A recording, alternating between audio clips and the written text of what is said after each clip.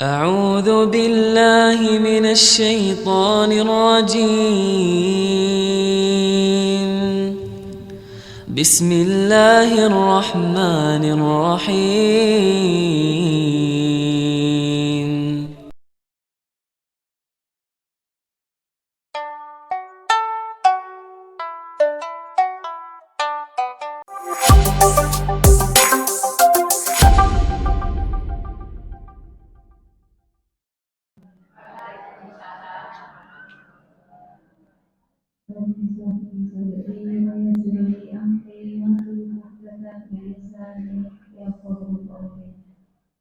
Yang terhormat Bapak Ustaz Bapak Haji Agus Saiful Bahri Sarjana Agama MSI, yang kami hormati ibu-ibu jamaah Masjid Al-Mustafirin dan ibu-ibu dari jamaah Masjid yang kami hormati. Pertama-tama marilah kita panjatkan puja dan puji syukur kita kepada Allah Subhanahu wa Ta'ala yang telah melimpahkan nikmat sehat, nikmat sempat, sehingga pada sore hari ini kita dapat berkumpul untuk menghadiri acara pengajian buka puasa bersama di Masjid Al-Mustafirin. Tak lupa salawat dan salam kami dihaturkan kepada dengan Nabi kita Muhammad SAW, di mana kita akan menantikan syafaatnya di akhir nanti. Sebelum acara kita mulai, marilah kita membaca basmalah bersama-sama. Bismillahirrahmanirrahim. Semoga dengan membaca basmalah acara pada sore hari ini akan berjalan dengan lancar. Untuk acara selanjutnya adalah acara pengajian buka puasa bersama yang akan disampaikan oleh Bapak Haji Agus Saiful Bahri SAG MSI. Kepada Pak Ustadz, waktu dan tempat kami persilakan. Bismillahirrahmanirrahim. Assalamualaikum warahmatullahi wabarakatuh.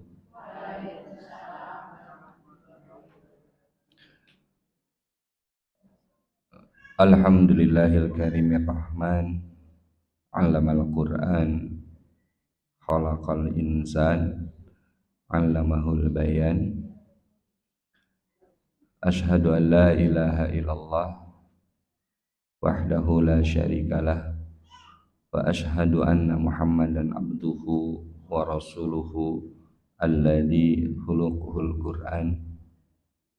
Allahumma salli wa sallim wa barik ala nabiyinal karim Muhammadin wa ala alihi wa ashabihi wa man tabi'ahum bi ihsanin ila yaumiddin.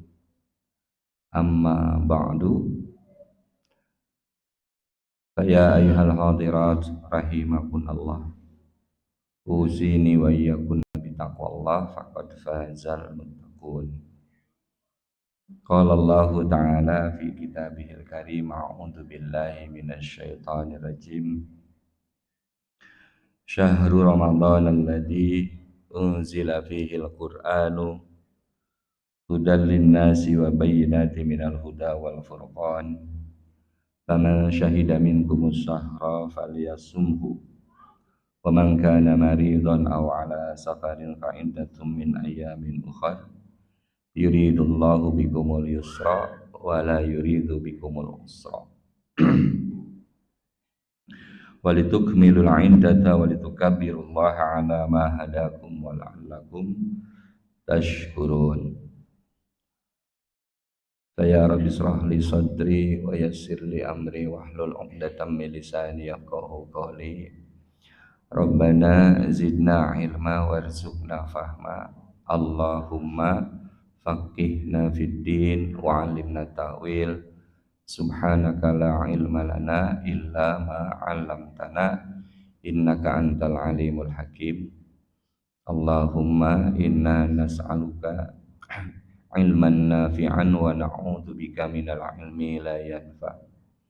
Allahumma ij'al khaira umrina akhirahu wa khaira amalina khawatimahu wa khaira ayyamina yawman nalqaka fihi. Allahumma ij'alna muqimas salat wa min dzurriyyatina. Ibu-ibu yang dirahmati Allah, alhamdulillah wa syukurillah, di kesempatan sore hari ini bisa bermuajahah di hari pertama bulan Ramadan, 1 Ramadan 1446 Hijriah.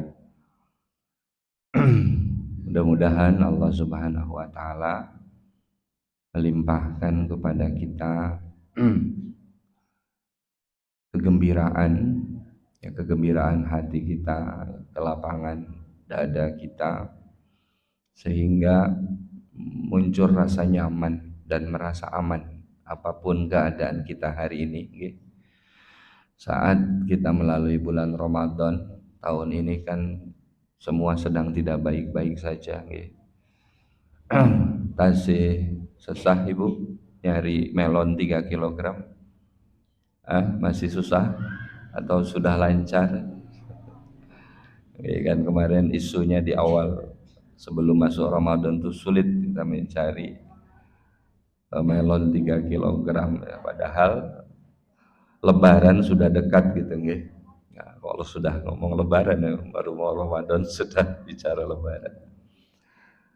Dan mudah-mudahan juga Allah senantiasa melimpahkan kepada kita rasa iman, ya, keimanan yang penuh, ya, dalam hati kita, sehingga saat kita memasuki Ramadan, menjalani hari-hari di Ramadan nanti, iman kita penuh, ya,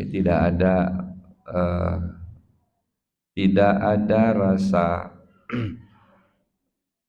apa istilahnya ibu, penuh rasa ikhlas kepada Allah.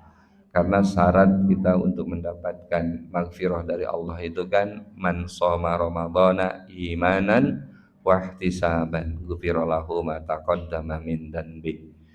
Man qama ramadhana imanan wa ihtisaban ghufira lahu ma taqaddama min dhanbi. Iman itu keikhlasan kita saat menjalani ibadah kita selama Ramadan. Kita mohonkan pada Allah. Okay. Meskipun nanti kita dapati imamnya mungkin di malam pertama imamnya masih lokal gitu nih, masih pendek-pendek kok, dilalah malam berikutnya imam roto panjang nih bacaannya, itu keikhlasan kita diuji mangke Bu, diuji. Waduh imamnya suwi ngaji. Saya pernah dulu ditegur gitu, yang negur ibu mertua gitu, bahri ngimami iki rasa suwi-suwi mesake ibu-ibu nang buri. Saya ingat betul Ramadan tahun berapa gitu nih. Tapi ya mudah-mudahan kita diberikan keikhlasan itu, penuh iman kita, sehingga saat menjalani itu ikhlas kita menjalani seluruh ibadah, berharap hanya pahala dari Allah. Kemudian yang berikutnya kita juga diberikan keselamatan, tetap sehat, tetap bugar, tetap afiat, hingga nanti kita bisa menyelesaikan Ramadan 1446 Hijriah ini. Yang keempat, kita mintakan pada Allah adalah diberikan semangat untuk mampu beribadah dan menjalankan rupa-rupa ibadah di bulan Ramadan ini, sehingga bisa menjadi kebiasaan. Jadi yang kita harapkan kan sebetulnya selama 1 bulan ini kita dididik untuk melaksanakan rupa-rupa ibadah itu agar jadi kebiasaan. Jika pelatihan-pelatihan di luar sana itu untuk skill, ya, pekerjaan atau apapun cukup 21 hari, sehingga seseorang memiliki keterampilan, ya, kemampuan untuk melakukan sesuatu yang diinginkan. Saya dan teman-teman ini sedang menyelenggarakan daurah qiraatil kutub, ya, belajar membaca kitab kuning, membaca kitab yang berbahasa Arab gundul, tidak gondrong. Itu kita membuat daurahnya selama 25 hari. Maka saya barusan sampai ke sini terlambat itu karena baru pulang dari Kulon Progo, karena acaranya dipusatkan di pesantren Al-Manar Perosot Kulon Progo gitu. Jadi baru sampai rumah istirahat sebentar, kok sempat kena hujan, waktu koroto ngeliar ya, geletak sebentar baru berangkat gitu. Itu pelatihannya intensif 25 hari, 20 hari. 20 sampai 25 hari itu diharapkan dari pelatihan itu muncul anak-anak generasi yang mampu membaca literatur berbahasa Arab yang tidak gondrong itu. Nah, kita sekarang dididik oleh Allah, diberikan ruang yang cukup 30 hari, kan 30 hari nggih, mangke kita itu 30 hari kita ibadah puasa. Masa tidak jadi kebiasaan, masa tidak terampil, masa tidak terampil untuk berpuasa, masa tidak terampil untuk beribadah yang lainnya, tidak menjadi kebiasaan. Nah, di sini sesungguhnya rahasia kenapa ibadah puasa Ramadan itu jumlah harinya 30 atau 1 bulan, kadang 29, kadang 30, agar menjadi kebiasaan kita. Dan kebiasaan itulah yang diharapkan oleh Allah dalam surat Al-Baqarah ayat ke-183, la'allakum tattaqun. Nah, kebiasaan-kebiasaan itu yang kita latihkan di selama Ramadan ini. Baik Ibu yang dirahmati Allah, itu 4 hal saya sebagai pembuka saja, dan itu biasanya doa itu dibaca menjelang kemarin masuk Ramadan sebetulnya, tapi tidak ada salahnya kita juga terus bermohon pada Allah gitu. Nah, di flyer yang sudah disampaikan judulnya nopo Bu? The Living Al-Quran is the Living Guidance. Apa itu gitu. Saya juga waktu ditanya temanya apa, katanya waduh apa ya temanya. Saya sedang di jalan gitu, waktu itu sedang di Kulon Progo juga gitu, sedang mempersiapkan acara daurah. Akhirnya ya ini saja deh yang terlintas di kepala, Al-Quran is the living guidance. Nanti kita sederhanakan, kita pahami apa yang dimaksud Al-Quran is the living guidance. Al-Quran itu adalah petunjuk yang hidup. Nah, gitu, Saya akan mulai, Ibu yang dirahmati Allah, dari surat Al-Baqarah ayat 185. Salah satu di antara ayat yang berbicara tentang Ramadan. Bahkan sesungguhnya ayat ke-185 inilah satu-satunya ayat dalam Al-Quran yang di dalamnya menyebut kata Ramadan. Tidak ada di ayat yang lain. Saya punya aplikasi Al-Quran di HP saya. Kalau saya ketik Ramadan gitu, yang muncul hanya ayat ini. Artinya inilah satu-satunya ayat yang menyebut kata Ramadan di dalamnya. A'udzubillahi minasyaitonirrajim. Syahru Ramadan alladzi unzila fihil Qur'anu hudal linnasi. Ini penggalan pertama, atau jadi dalam ayat ini ada beberapa frase, ada beberapa penggalan kata, kalimat, rangkaian kalimat yang menunjukkan kepada beberapa hal penting. Nah, hal penting pertama adalah tadi yang sudah saya sebutkan di awal. Di dalam ayat ini Allah menyebut Ramadana, ya, menyebut waktu yang disebut sebagai Ramadan itu. Ya, Ramadan maknanya kalau dalam kita telusuri dari sisi antropologis gitu ya, atau dari sisi sejarah penamaan nama bulan Komariah dengan Ramadan ini, maknanya adalah bulan yang sangat panas, sangat terik membakar, itu Ramadan. Ada tambahan alif dan nun menunjukkan makna balaghah, ya, makna superlatif, makna lebih, sangat panas. Kalau orang Arab mengatakan sangat panas, berarti panasnya sangat luar biasa, karena normalnya cuaca di Arab itu panas gitu ya.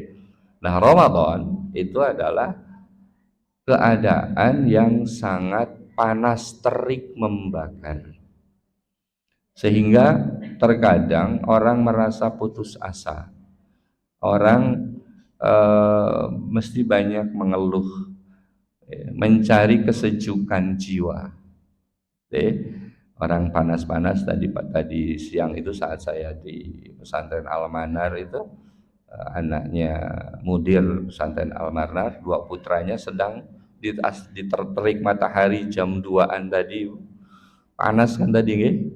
Panas tuh main air, mandi air itu. Halo, maknyes gitu lihatnya. Enak sekali. Itu manusia tuh butuh kesejukan di saat sedang panas itu. Maka nanti dalam konteks sejarah itu, orang-orang di bulan Sya'ban itu menyiapkan air untuk persiapan masuk di musim panas yang sangat panas, yaitu Ramadan, agar kesejukannya tetap hadir dalam, atau persediaan air tetap ada, karena di musim Ramadan itu saat itu sumur-sumur pasti mengering. Nah, dalam konteks ayat ini, kalau kita baca Syahru Ramadana, kesejukan yang ditunggu oleh manusia itu adalah unzila fihil Qur'an. Itu, okay? Jadi kesejukan yang dihadirkan oleh Allah Subhanahu wa taala, yang dibutuhkan oleh manusia adalah Al-Qur'anul Karim. Unzila fihil Qur'anu. Bulan Ramadan itu adalah bulan diturunkannya fihi, di dalam bulan Ramadan, ya. Itu jar wa majrur menunjukkan betapa pentingnya bulan Ramadan itu. Kemudian ada kalimat unzila. Unzila itu bentuk kalimatnya, Ibu sedikit saya sedikit kupas dalam bahasanya. Unzila itu adalah fi'il madi majhul atau kalimat pasif. Saya membeli kerupuk, kerupuk dibeli, kan begitu nggih, kalimat pasif. Nah, ayat ini menggunakan kalimat pasif. Syahru Ramadan alladzi unzila fihil Qur'an. Allah bisa menggunakan kalimat Syahru Ramadan alladzi anzalallahu fihil Qur'ana. Allah bisa menggunakan kalimat itu. Tapi karena Allah ingin seolah-olah Allah ingin mengingatkan kepada kita tentang betapa pentingnya Ramadan, maka kalimatnya menggunakan kalimat pasif. Unzila fihil Qur'an. Diturunkan di dalam bulan Ramadan itu Al-Qur'an. Al-Qur'an yang tadinya posisinya sebagai objek dalam kalimat aktif anzalallahu fihil Qur'an, di dalam ayat ini Al-Qur'an menjadi subjek. Istilah bahasa Arabnya naibul fa'il, pengganti subjek, pengganti pelaku. Nah, di sini sesungguhnya Ibu yang dirahmati Allah memiliki pesan penting kepada Allah, kepada kita dari Allah Subhanahu wa taala, bahwa Al-Qur'an yang Allah turunkan di bulan Ramadan itu, ya, adalah kalamullah, ya, yang mestinya menjadi subjek, ya, menjadi hal yang penting dalam kehidupan manusia, dalam kehidupan kita, dan mestinya kita banyak berinteraksi dengan Al-Quran itu saat berada di bulan Ramadan.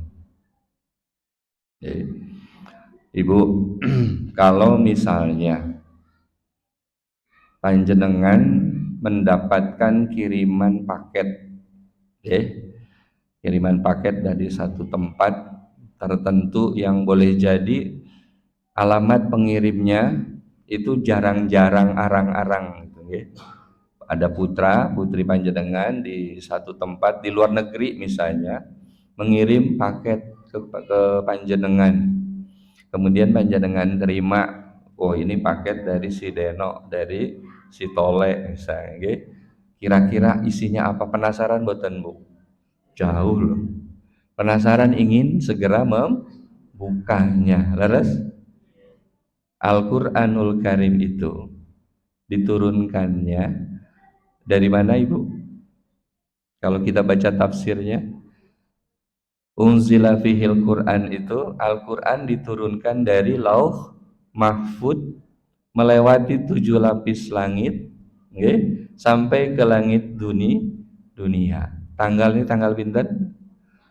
17 Ramadan. Malamnya malam nopo Bu?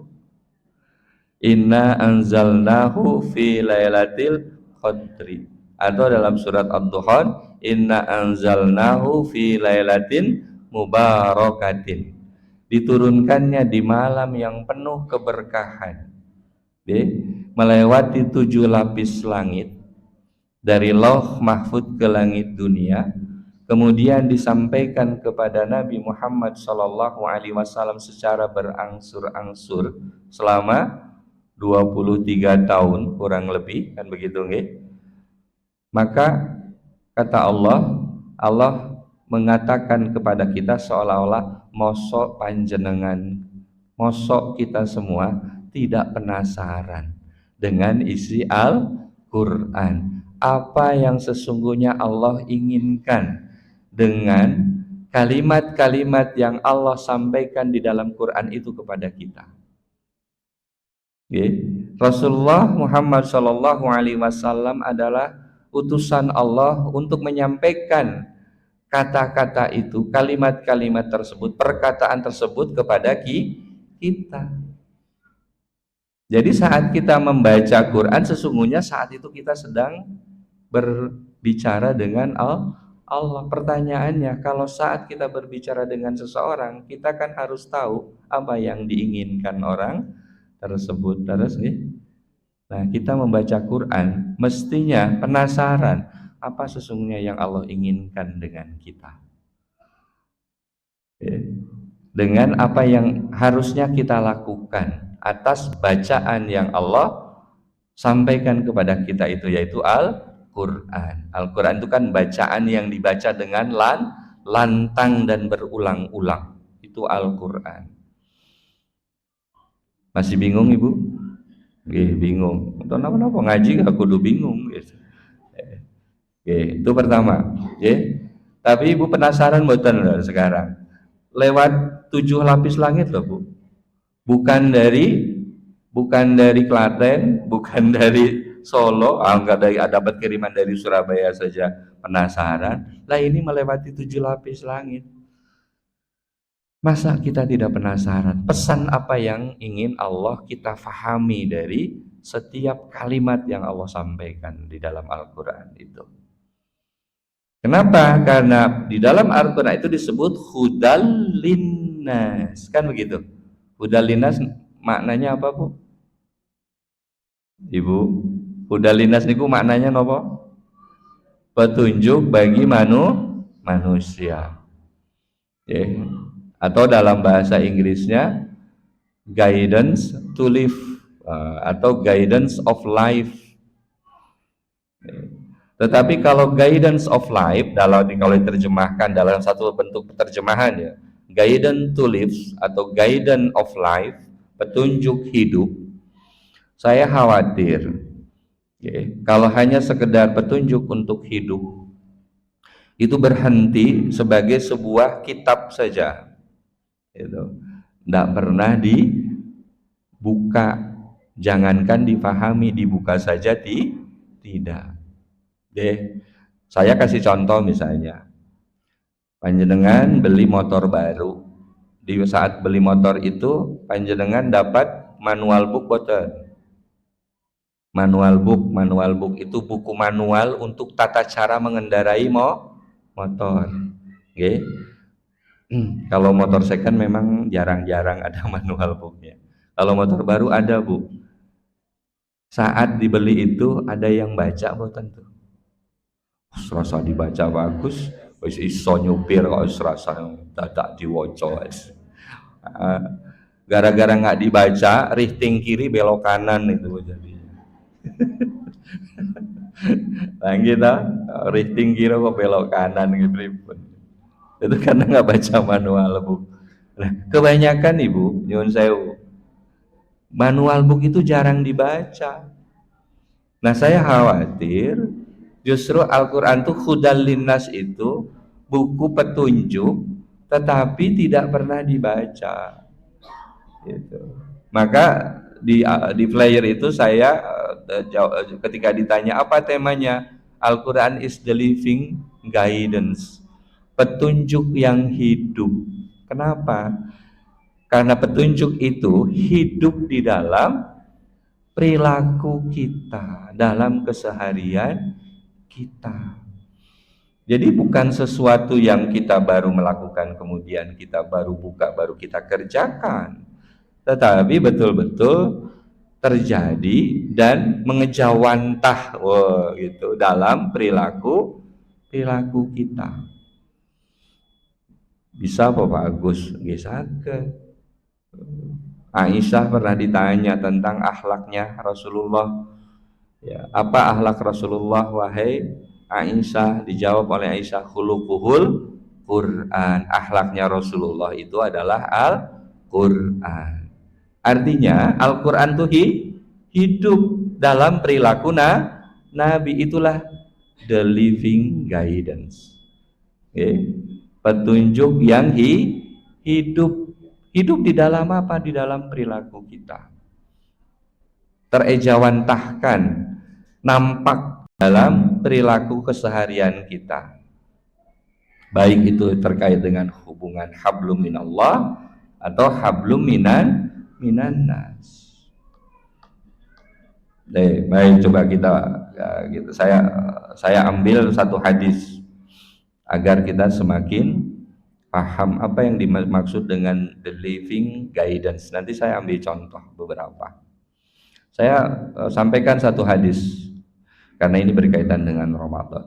Hadisnya riwayat Imam Bukhari dari Abdullah bin Abbas. Abdullah bin Abbas Abdullah itu adalah keponakannya Rasulullah Shallallahu Alaihi Wasallam yang oleh Rasulullah didoakan ya, agar beliau diberikan kemampuan untuk bisa memahami Islam ya, dan memiliki kemampuan untuk mentakwil Al-Quran. Maka tadi di awal saya berdoanya Allahumma yufaqihu fiddin wa alimna ta'wil. Allahumma faqihna fiddin wa alimna ta'wil. Itu sebenarnya doa Nabi kepada Ibnu Abbas, kepada Abdullah bin Abbas.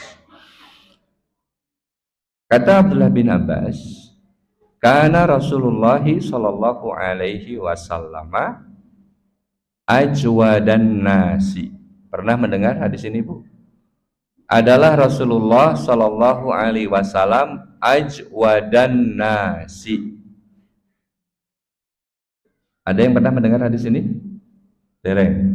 Nah, kalau panjenengan buka hadis-hadis yang terjemahan itu, maka akan didapati terjemahannya adalah Rasulullah Shallallahu Alaihi Wasallam itu manusia yang paling dermawan. Nah, kalau kalimat ini minarrihi al-mursalati, Ibu pernah dengar? Ini di Ramadan biasanya keluar, Bu, hadis ini. Rasulullah itu adalah ajwadu bil khairi minarrihil mursalati.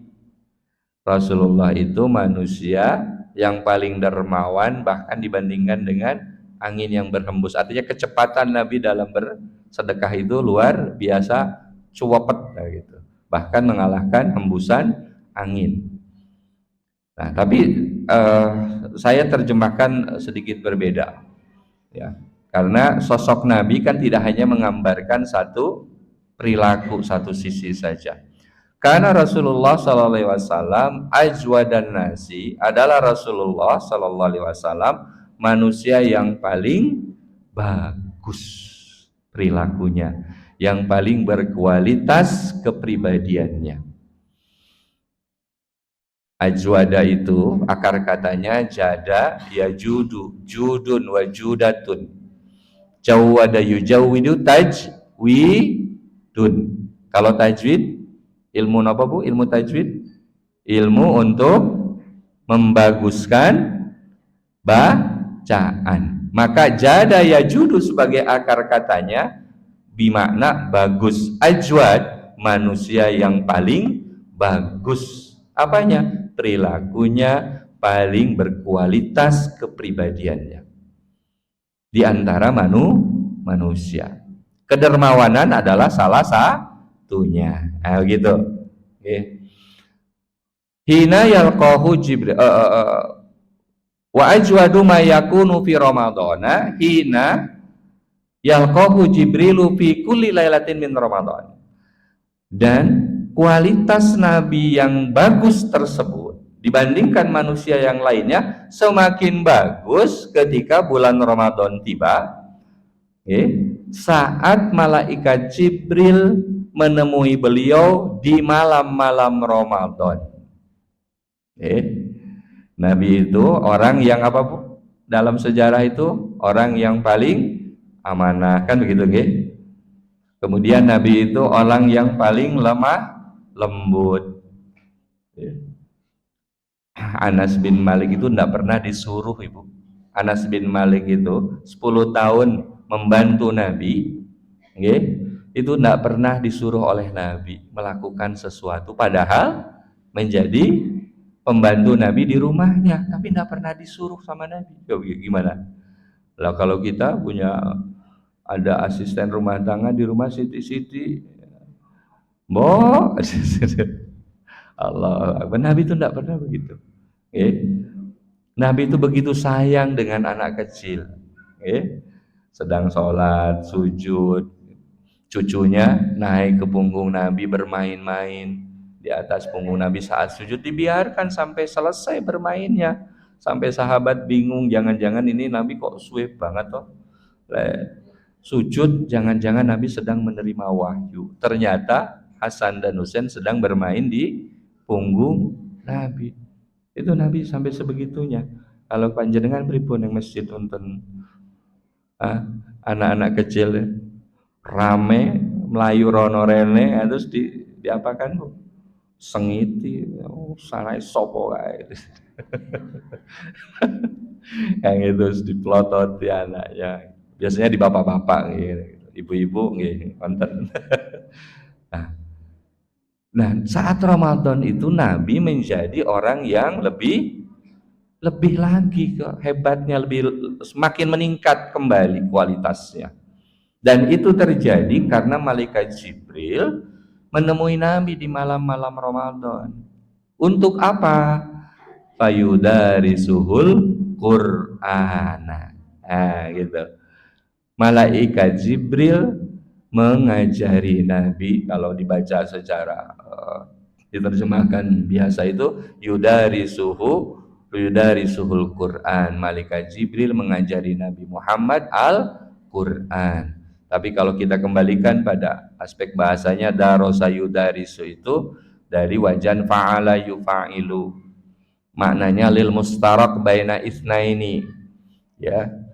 Jadi satu perbuatan yang dilakukan bersama-sama di antara dua pihak, dua orang. Yudarisuhul Quran. Ya, malaikat Jibril mengajari Nabi tentang Al-Quran. Sebaliknya juga malaikat Jibril belajar tentang Quran, sama-sama belajar.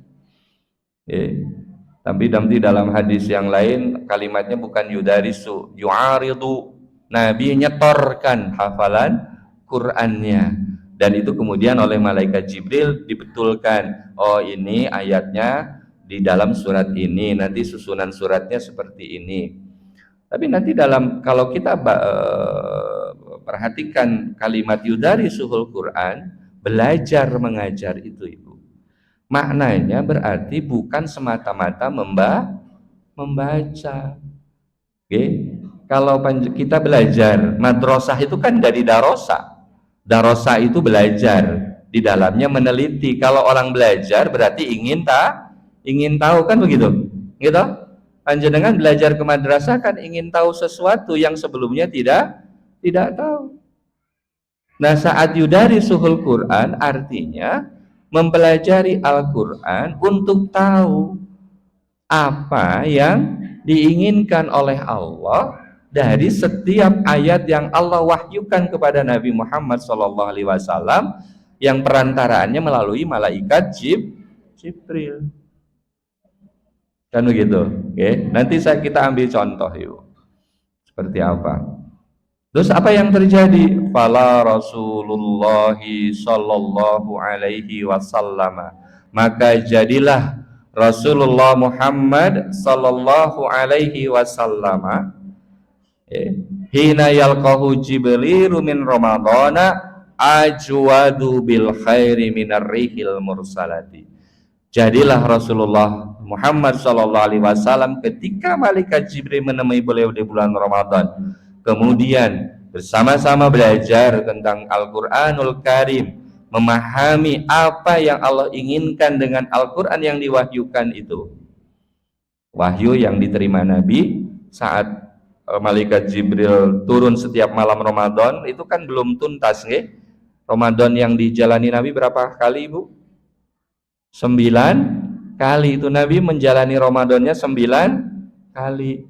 Panjenengan sami sudah berapa Ramadan yang dijalani sepanjang hidup? Ibu Yuswa pinten Ibu? 77 wonten? 75. Wah, sama dengan usia ibu saya Ibu. Ibu mertua saya 77, ibu kandung saya 75. Pinten Ramadan Ibu? 75 Ramadan. Ya, anggaplah dikurangi 10 gitu nggih. Jadi sekitar 65 Ramadan. Nabi itu 9 Ramadan. 9 Ramadan Nabi lewati. Fala Rasulullah sallallahu alaihi wasallam azwadu bil khairi. Nabi menjadi manusia yang semakin berkualitas dalam urusan mengerjakan kebaikan. Minarihil mursalati, jika digabung dengan kalimat itu, dibandingkan dengan angin yang berhembus gitu, yang membuat diri kita menjadi nyaman. Nah Ibu, kalau kita gabungkan kalimat itu, maknanya adalah Nabi menjadi orang yang paling bagus kualitas akhlaknya, perilakunya, kepribadiannya, sehingga semua orang yang bergaul dengan Nabi merasa nyaman, siapapun orangnya. Dari kalangan apapun orangnya, pasti nyaman kalau bertemu dengan Nabi, saat bergaul dengan Nabi. Ar-rih al-mursalah tadi, angin sepoi yang berhembus yang membuat kita nyaman. Contohnya begini, biar semakin jelas. Panjenengan, ini tadi panas siang-siang Ibu. Saya di Kulon Progo itu, masih di Almanar itu pesantren, asalnya di ruangan kepala sekolah gitu, mudir. Nah, di PCM, di situ juga ada kantor PCM, tepatnya di kantor pimpinan cabang Muhammadiyah Brosot, Galur, maaf. Duduk di sana panas karena di atasnya asbes. Saya pindah ke pendopo. Pendopo tuh silir Bu, anginnya. Ada duduk di situ, ada silir angin. Wah, semarai ngantuk, poso-poso, awan panas, angin silir. Wah, ngantuk. Itu namanya ar-rih al-mursalah. Nah, Nabi Muhammad itu dibandingkan makhluk yang namanya angin yang membuat diri kita nyaman, itu Nabi lebih dari itu. Saat orang lain bergaul bersama beliau, orang merasa nyaman, merasa merasa enak saja kalau bergaul dengan Nabi gitu. Oke. Bahkan musuhnya sekalipun mengakui kualitas kepribadian Nabi, dan itu semua terjadi karena Al-Qur'anul Karim. Bu.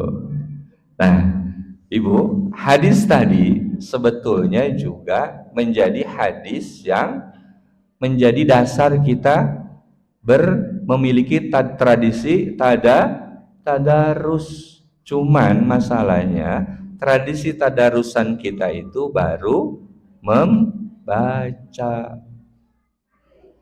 Benar tidak? Benar, tidak ada yang salah gitu. Panjenengan sami kita bertadarus Al-Quran, membaca Quran setiap malam Ramadan diperbanyak, nggak ada yang salah dari situ, Bu. Ibu target berapa juz, hatam berapa kali nyun sewu? Oh kok senyum-senyum. Kalau di tempat saya di Masjid Pusaka di kampung saya tidak ada target, tapi paling tidak 1 kali hatam. Itu masjid tempat saya biasa beraktivitas. Minimal 1 kali hatam. Nanti kalau sudah hatam ada yang ngebosi mayoran itu di warung sate mana gitu, semangat gitu. Syukur bisa 2 kali nyate gitu.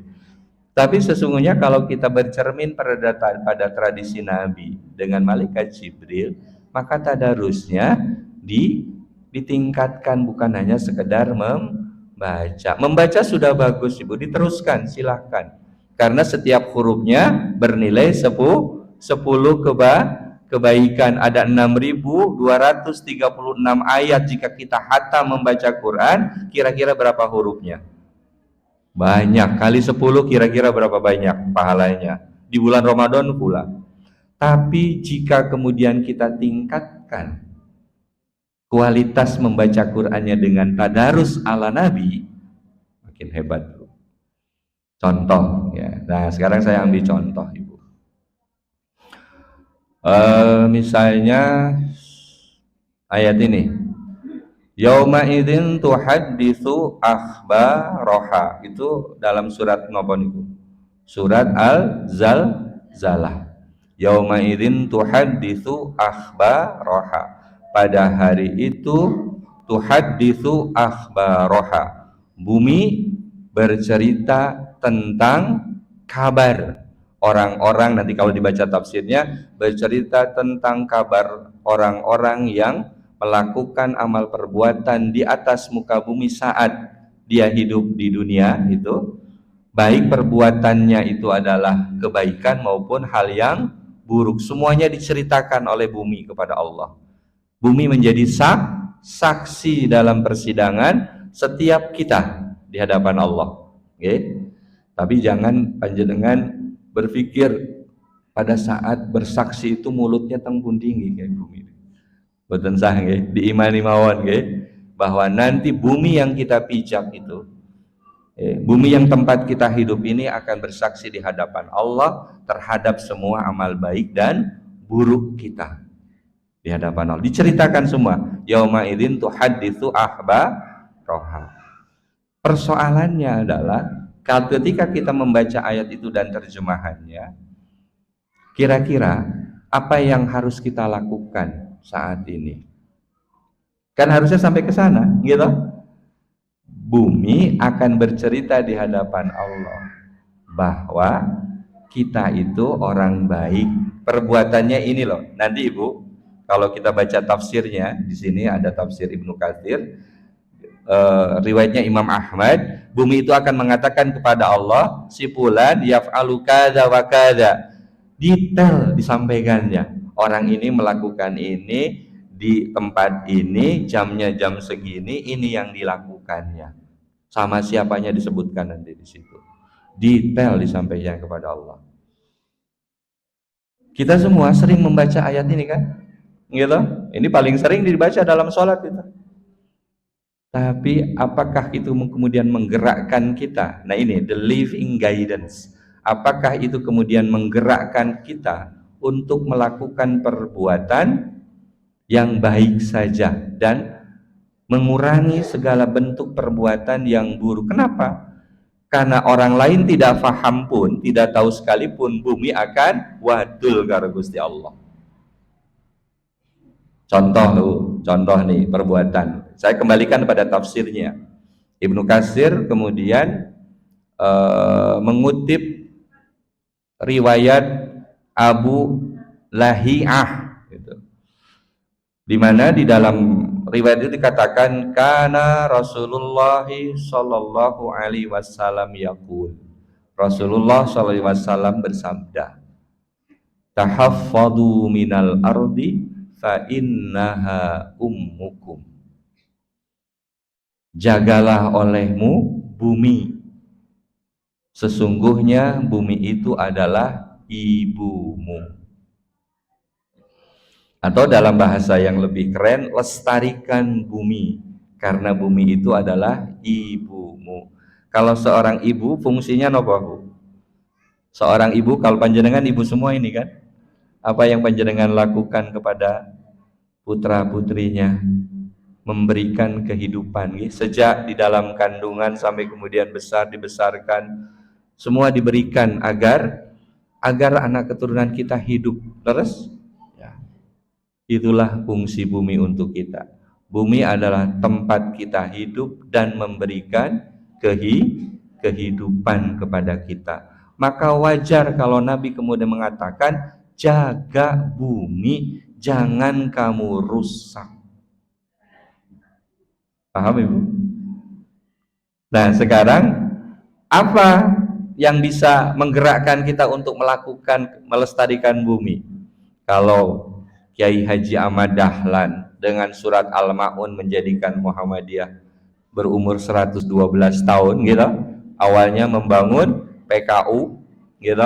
Amal sosialnya ada rumah sakit PKO dulu tuh apa kepanjangannya apa Bu? PKO tuh pembina kesejahteraan umum umat nggih, PKO ada kemudian panti asuhan. Sekarang pondok pesantrennya Muhammadiyah, Ibu tahu Muhammadiyah punya pondok pesantren?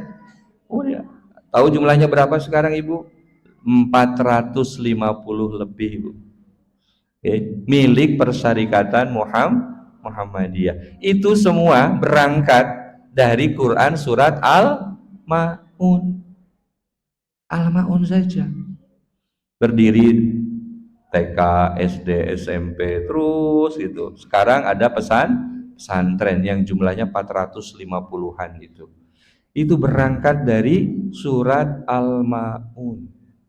Jadi surat Al-Quran itu menggerakkan menjadi the living guidance, menjadi ayat-ayat yang menggerakkan, mendorong Kiai Haji Ahmad Dahlan untuk mendirikan Muhammadiyah, dan Muhammadiyah memberikan manfaat bagi orang Indonesia selama 112 tahun sampai hari ini. Nah, kita kembalikan pada ayat yang tadi, surat Al-Zalzalah. Yauma idzin tuhadditsu akhbaraha. Jaga bumi, ya, karena bumi itu adalah ibumu, yang nanti bumi akan bercerita kepada Allah tentang semua amal perbuatan kita. Berarti akan wadul pada Allah, kan gitu. Nah, salah satu yang bisa kita ambil pesan Allah di dalam ayat itu apa Bu? Buang sampah pada tempatnya. Karena saat kita membuang sampah, saat kita membuang sampah sembarangan itu konsekuensinya akan diceritakan oleh sang bumi pada Allah. Ya Allah, si fulanah itu hari tanggal pinten niki tanggal 1 Maret, 1 Ramadan 1446 jam 5 atau pas nanti buka, kemudian sampahnya dibuang sembarangan di depan masjid Al-Mustaghfirin, sebelah sini, sebelah sini, sebelah sini. Itu akan wadul karo Gusti Allah. Ayo Ibu. Maka sesungguhnya nanti Ibu, urusan membuang sampah itu bukan sekedar memilah dan memilih, tetapi itu terkait dengan surga. Membuang sampah itu urusannya nanti urusan perhitungan amal kita di akhirat yang nanti akan menjadi pertimbangan Allah, ini orang masuk surga apa masuk neraka ini. Buang sampah itu yaumaidin tuhaditsu akhbaraha. Jadi ketika panjenengan sekarang di rumah mulai membuang sampah dengan cara memilah, bukan karena sekedar perda ibu bagi orang yang beriman itu, tetapi menjadi bagian dari keinginan Allah, agar kita menjaga bumi kita tetap menjadi tempat yang bisa memberikan kehidupan kepada kita. Bukankah banyak sekali kejadian gara-gara sungai banyak sampah, parit banyak sampah, banjir terjadi? Kan begitu? Gitu? Kalau sudah begitu, kehidupan yang kita dapatkan atau kematian, Bu, kalau sudah begitu? Kehidupan apa kematian, Ibu? Kematian. Meskipun kita memang akan mati. Tetapi dalam konteks seperti tadi, ya, kita tidak buang sampah dengan benar, sembarangan, gitu, maka yang terjadi adalah lingkungan kita menjadi tidak sehat, menjadi rusak, bahkan membawa banyak kerugian pada diri kita. Baru urusan sampah loh, baru yaumaidin tuhaditsu akhbar, ternyata pesannya sangat dalam. Ibu pernah, kalau ayat ini ku anfusakum wa ahlikum nara, pesannya apa Ibu? Jaga dirimu dan keluargamu dari siksa api neraka. Tahu cara menjaganya bagaimana? Apa yang Allah inginkan dengan perintah jaga keluargamu dari siksa api neraka? Konkretnya bagaimana? Kan harus konkret. Memang dijaga-jaga. Iya, jaganya gimana ya? Ayo, kok gara-gara saya nanya, Ibu jadi mikir kan? Oh iya, cara menjaganya bagaimana ya? Ku anfusakum wa ahlikum naro. Kalau dibaca tafsirnya Ibu, berbuat dengan ketaatan dan menjauhi maksiat pada Allah. Tapi Ibnu Abbas mengatakan menarik, wa murru ahlikum bidzikri, perintahkan keluargamu untuk zikir. Zikir dibaca dengan ayat Quran lagi, surat Al-Jumu'ah, fas'au ila dzikrillahi wa darul bai, idza nudiya lis-sholati min yaumil jum'ati fas'au ila dzikrillah. Kalau sudah ada kumandang azan, maka bersegeralah melakukan ibadah sholat. Artinya murru ahlikum bidzikri, perintahkan keluargamu sholat. Itu yang Allah mau dengan ku anfusakum wa ahlikum naro itu. Ibu, dalam surat Al-Mudaththir Allah berfirman begini, ma salakakum fi saqar qalu lam nakum minal musallin. Ada orang-orang yang menghuni neraka sakor, ditanya oleh Allah, kenapa kalian masuk neraka sakor? Apa jawabannya? Qalu lam nakum minal musallin, dulu kami di dunia tidak mau sholat. Kalau begitu, ku anfusakum wa ahlikum naro itu artinya apa, Bu? Pastikan anak-anak kita, keluarga kita menjadi ahli sholat, karena sholat menjadi jaminan Allah tidak masuk ke dalam siksa api neraka. Saya punya anak 4 Ibu, perempuan semua, apalan jadinya perempuan semua. Kalau pergi-pergi, yang selalu saya ingatkan itu adalah ojo lali sholat. Kalau sedang di luar, saya telepon, kamu sedang di mana? Saya sedang di ojo lali sholat teh. Wis sholat apa durung? Itu saja yang saya tanya sebelum yang lainnya. Kenapa? Karena sholat itu menjadi jaminan Allah agar kita terlepas dari siksa api neraka. Rasulullah bersabda dalam hadis riwayat Ibnu Majah, "Man taraka sholata muta'ammidan faqad bari'at minhu dhimmatullah." Siapa yang meninggalkan ibadah salat sengaja melakukannya, maka Allah darinya terlepas jaminan dari Allah, yaitu jaminan selamat dari siksa api neraka. Kalau tidak sholat nggak selamat dari siksa api neraka. Itu yang diinginkan Allah dengan kalimat qu anfusakum wa ahlikum naro. Maka cerewet, Bu. Panjenengan lebih cerewet dari bapak gitu. Istri saya itu lebih cerewet dari saya kalau sudah urusan itu. Allahu Akbar. Nah, itu yang dimaksud, Ibu, menggerakkan kita. Jadi saat kita membaca Quran itu bukan sekedar ku anfusakum wa ahlikum naro. Nggih, sampun aja. Artinya jagalah dirimu dan keluargamu dari siksa api neraka. Udah. Tapi terus apa? Apa yang harus kita lakukan dengan itu? Gitu. Nah, disitulah makna yudarisul Quran. Disitulah makna dari mudarisah, tadarrus, membaca Quran, mempelajari Al-Quran sehingga kita tahu apa yang Allah inginkan pada kita dengan pesan-pesan yang ada dalam Al-Quran itu. Berat, Bung, boten. Fattaqullaha mastata'tum. Allah dalam Quran surat At-Taghabun berfirmannya begitu. Niki dugi jam pinten Ibu Lukisa? Bukanya jam pinten Ibu? Jam 6:01. Ada pengumuman, Ibu?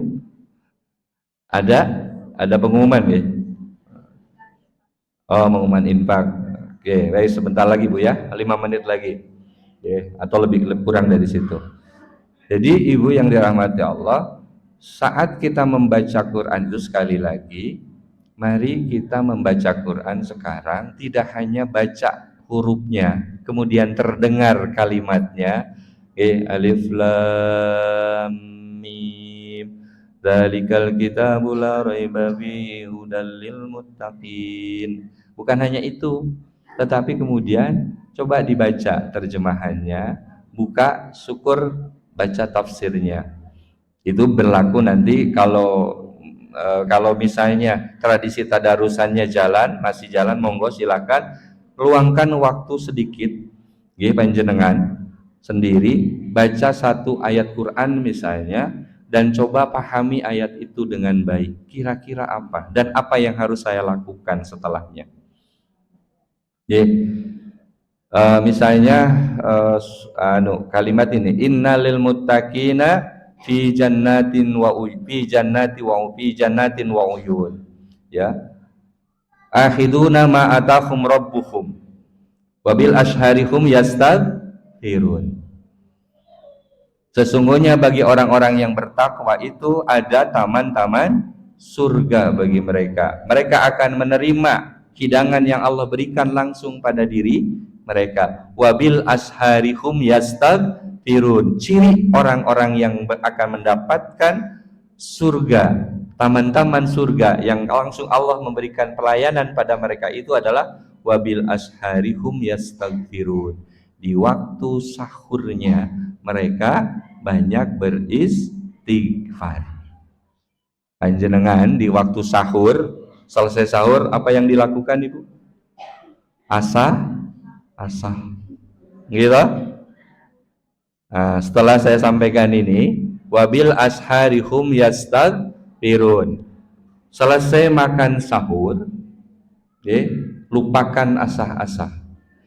Segera beristighfar. Matikan televisinya, tidak usah dengar ceramahnya. Kenapa? Karena Al-Quran mengatakan orang yang bertakwa, yang Allah berikan keistimewaan di taman surga, mendapatkan hidangan yang Allah langsung layani kepadanya, di waktu sahurnya selantiasa beristighfar kepada Allah. Nanti asa-asanya setelah selesai sholat subuh, setelah ceramah subuh istighfar gitu. Nonton TV-nya yang ada ceramah itu baik-baik. Ceramah itu baik, di televisi tidak mungkin ceramah tidak baik, ya. pasti baik. Tapi kalau kita merujuk pada Quran, perilaku orang yang bertakwa yang la'allakum tattaqun dari ibadah puasa di Ramadan itu wabil asharihum yastaghfirun. Kita sekarang sedang dibiasakan bangun sahur, melakukan aktivitas sahur. Nah, salah satu aktivitas sahur selain makan sahur adalah istighfar. Itu namanya Al-Quran menjadi the living guidance. Kita praktekkan itu. Kita praktekkan di dalam keseharian. Nah, kalau sudah terbiasa di Ramadan dilakukan, insya Allah nanti di luar Ramadan jadi kebiasaan. Bangun di waktu sahur, makan sahur, kemudian istighfar. Datang ke mihrabnya, gelar sajadahnya. Syukur-syukur, kemudian segera berangkat ke masjid, lakukan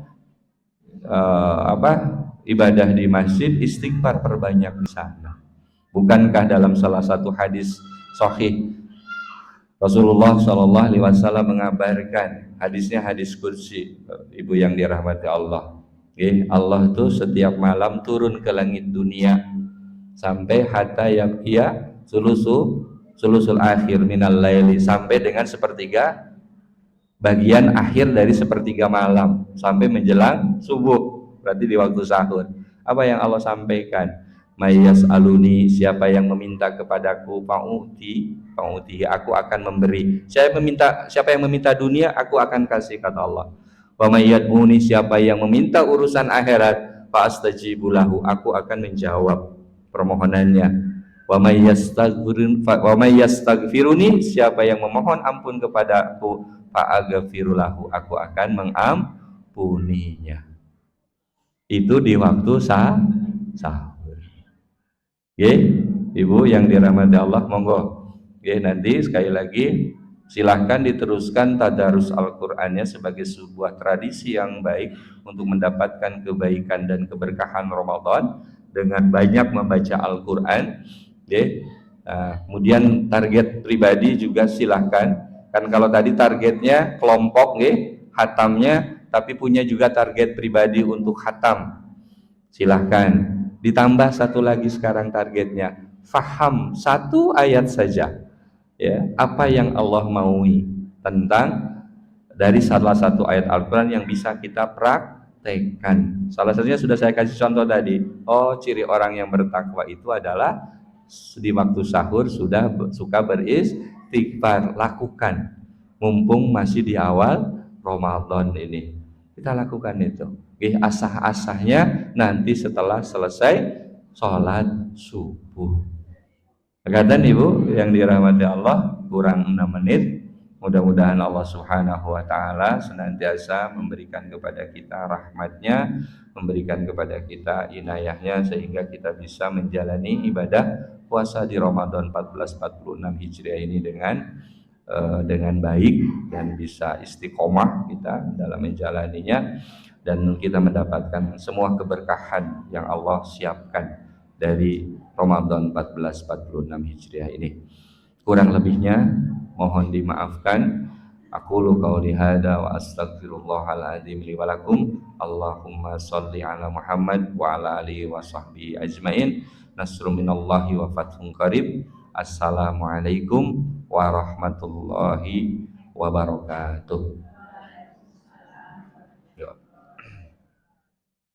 Terima kasih kepada Bapak Haji Hussein. Semoga apa yang